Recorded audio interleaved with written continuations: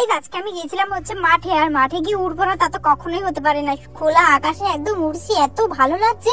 বলছিল নিচের দিকে তাকিয়ে দেখো তো কেউ আবার খেতে চাষবাস করছে নাকি, তাহলে তো খেতে চাষ বন্ধ করে লাঙল নিয়ে তোমার পিছনে দৌড়াবে। তো হ্যালো বন্ধুরা, আজ আবার চলে এসেছি তোমাদের সামনে কিছু ছাটমাল দেনি। চলো তার আগে বলে যারা আমাকে চেনো না, আমি নিলয়, তোমরা একটু ইটস ইওর নিলয় চ্যানেল।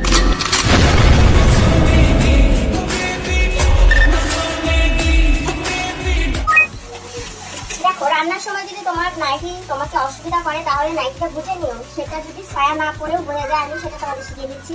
এই দেখছো দুধুর ভেতরে এরকম করে নাইটি ঢুকিয়ে দেবে।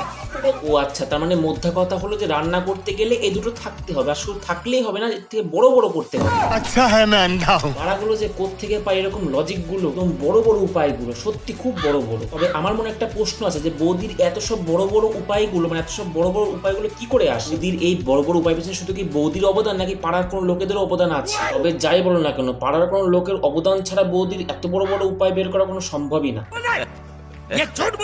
আমি আর সুমি একসাথে প্রেগন্যান্ট হয়েছি শুধুমাত্র দীপঙ্করের জন্য, কারণ দীপঙ্কর চেয়েছিল আমাদের সন্তান যাতে একসাথে পৃথিবীর আলো দেখে। আমরা তো খুব হ্যাপি, আমরা চারজনেই ভীষণ হ্যাপি। বলছি একই সাথে কি করে সম্ভব? সিরাজিৎ খাও নাকি? তবে যাই বলো দীপঙ্কর ইঞ্জিনে তো দম আছে, মানতে হবে। একই সাথে দুটো ইঞ্জিনে মোবাইল ফেলা মুখের কথা। দেখো আজকে আমি চলে এসেছি মাছ খেতে। এর কাণ্ডখানা দেখে এর বড়ের অবস্থার একটু হলেও আন্দাজ করা যায়। মাছটাকে রান্নাও করতে দিল না, তার আগে খেয়ে ফেললো। এটা দেখে বুঝতে পারা যায় যে এর বরের তেলাপিয়ার অবস্থাটা কেমন হতে পারে। বন্ধুরা, আগে যখন ঠাকুমার কাছে গল্প শুনতে বসতাম তারা বলতো তারা নাকি মাঝে মধ্যে এদিকে ওদিকে পেতনি দেখতে পারতো, কিন্তু এখন দেখা যায় না। আর ঠাকুমা দেখবে কি করে? এখন পেতনিগুলো একটু আপডেট হয়েছে, এখন আর ওই গাছে গাছে পেতনি দেখতে পাওয়া যায় না, কারণ ডিজিটাল ইন্ডিয়া তো পেতনিগুলো ওই সোশ্যাল মিডিয়ায় এসে ঘোরাঘুরি করে। मारना तेरे को डर नहीं लगता?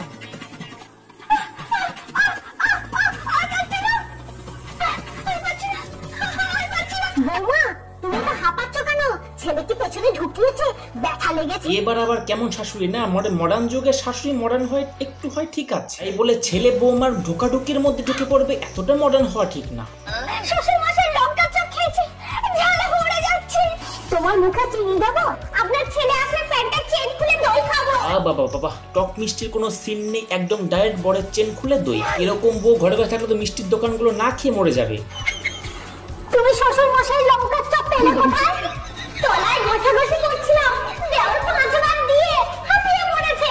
দেওরের নুনু মাথা ঘুরে পড়ে গেছে। আমি শরীরের জ্বালা মেটানোর জন্য মার কুচি ঢোকাচ্ছিলাম। বৌমা, আমার লঙ্কার চপটা খেতে পারলে তোমাকে 500 টাকা দেবো। আর এই এবার কেমন সংসারে যে যারটা নিয়ে বেড়াচ্ছে, সংসার নাই ক্রমের মধ্যে লুকিয়ে থাকা কোনো ওয়েব সিরিজ। দেওর বৌদির সামনে লেটিয়ে যাচ্ছে, শ্বশুর বৌমার পেছনে ঘষে দিচ্ছে। বৌমা, তোমার এত টাকার লোক যে আমার ভাগের লঙ্কাটাও ছাড়লে না, ওটাও খেয়ে নিলে। আর এই এবার কেন ফ্যামিলি কে জানে, বা শাশুড়ি বৌমা সবাই দেখছি ভাতের খিদে কম, কিন্তু লঙ্কার খিদে বেশি। যেভাবে লঙ্কা খাওয়ার জন্য এরা ব্যাকুল হয়ে পড়েছে, আমার তো মনে হয় এরা লঙ্কার বীজটুকুও ছাড়বে না, ওগুলোও খেয়ে ফেলবে। এ ভাই কি করিস? আরে শান্তিভাবে হাত দিও, দিবি না নাকি? সবাই বলছিল গু মাখা করতে, একটু গু দিবি। গু মাখাচ্ছিস মাখা, কিন্তু আমার ধারে কাছে আসবি না। কি গন্ধ বেরোচ্ছে। তুই নিজে যখন হাগু করে চুচু করিস তখন গন্ধ লাগে না। যাতা বলছে একটা কাজ করো তো, একটু ব্লাড টেস্ট করে দেখো তো, যেটা মানুষের রক্ত নাকি কুকুর বিড়ালে, মানে মানুষের রক্তটা ঘৃণাদায়ক কি করে হতে পারে? আর তোদেরকে দেখার পরে এতটুকু বুঝতে পারলাম যে তোদের মাথায় সামান্য পরিমাণে গু ভরা থাকলো, কিন্তু তোদের পেটে গু ছাড়া আর কিচ্ছু। মানলাম লাইফে টাকা পয়সার দরকার, তাই বলে এরকম ভিডিও করে একে যে বিয়ে করবে তাকে আগে থেকে বলে দিচ্ছি ভাই এড়িয়ে যাও, না হলে বিয়ের পরে ভাতের থালায় ভাত খাবে নাকি অন্য কিছু কিচ্ছু বুঝতে পারবে না। गाड़ी स्टार्ट कर। बॉयफ्रेंड था, तो मैं प्रेग्नेंट हो गई थी, तो मैंने एबॉर्शन करवा लिया। जब मैं प्रेग्नेंट थी ना, उस टाइम का मैंने ना दूध को ना एक बॉटल में भर के रखा, और जब भी ना मुझे पैसे की जरूरत पड़ती थी तो मैं वो निकाल के 2 गुण डाल लेती थी प्रेगनेंसी किट में, और बोलती थी मुझे पैसे दे दो। মেয়ে মানুষ যে কোনো ফিল্ড থেকে যেমন সমান করে হোক যে কোনো ভাবে ঠিক ব্যবসা করে টাকা বের করে নেবে। আচ্ছা, মালটার কথা হলো যে সে প্রতিবার কোনো মুরগিকে দেখে প্রেগনেন্টের ভয় দেখে টাকা নিত। এবার আমার কথা হলো এটা যে কারোর সাথে যদি এক ডলার বিছানা গরম না করে থাকে তাহলে তাকে আর বলতে পারবে না। এই হিসাব করতে গেলে তো এর বাগানের ফুলটা অবস্থা ওই হাওড়া স্টেশনের মতো হয়ে যাওয়ার কথা।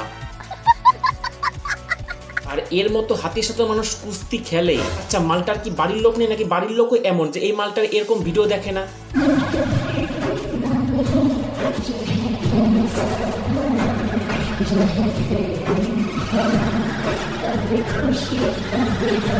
ভাই কি দরকার ছিল বলতো, আরেকটু হলে তো ডিম ফেটে অমলেট হয়ে যেত। ভাইরাল আজ না হয় কাল হয়েই যাবি, কিন্তু বোকাচোদা ডিম ফাটিয়ে ভাইরাল হয়ে কি লাভ? ভাইরাল হওয়ার পর যে ইনকামটা করবি ওটা খাওয়ার জন্য তো বংশের বাচ্চা কাচ্চা লাগে।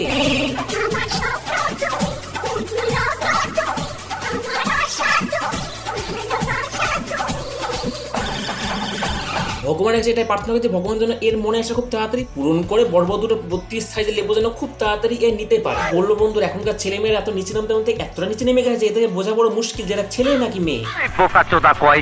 আবার ঠিক মতো হিজড়াও বলতে পারছে। আর যেমনটা হচ্ছে এই মালটা, মানে শুধু কি ওপরে ব্রা পরে বসে আছে নাকি নিচেও প্যান্টি পরে আছে কে জানে, বলা যায় না। এদেরকে নিয়ে একটুও ভরসা নেই। দেখো সবকিছু কেটে কুটে আবার প্যান্টের জায়গায় প্যান্টি পরে বসে আছে। এই দেখো বন্ধুরা, আমি ঠান্ডা ঠান্ডা জলে এখন স্নান করে চলে এসেছি ঘরে। এসে ভালো করে জলগুলো আমি ভালো করে পুছে নিচ্ছি। কি বলতো, হ্যাঁ মানে বাইরে বেরিয়েছিলাম যে গিয়ে আমি চুলটা ঝাড়বো, কিন্তু বাইরে এত রোদ না, গরমে আর বেরোতে ইচ্ছা হয়নি। তো ঘরে এসে আমি ফ্যানটা চালিয়ে নিয়ে আমি চুলটা একটু ঝেড়ে নিচ্ছি, কারণ চুলের মধ্যে প্রচুর জল।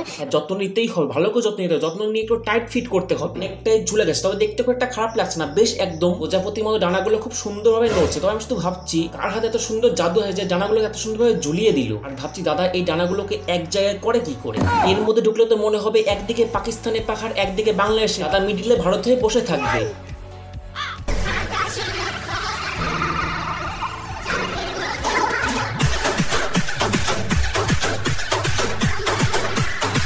মানছি কষ্ট করে বানিয়েছি, সব জায়গায় কেলিয়ে না দেখালে হয় না। তাই বলে বিয়ের বাড়িতে বউয়ের সামনে বিয়ে বাড়ির মেয়েদের ইমপ্রেস করতে গিয়ে তো বউটাই ইমপ্রেস হয়ে যাবে। হ্যাঁ, আবার এটাও ঠিক যে বিয়ে বাড়িতে কবজি ডুবিয়ে খেতে গেলে একটু ব্যায়াম ট্যাম করে গেলে সুবিধা হয়। তাই বলে এভাবে বন্ধুরা, বিয়ে হলো এমন একটা জায়গা যেখানে বিয়ে হয় দুজনের, কিন্তু তার মধ্যে মন দেওয়া হয় 1000 জনের। तू समझा?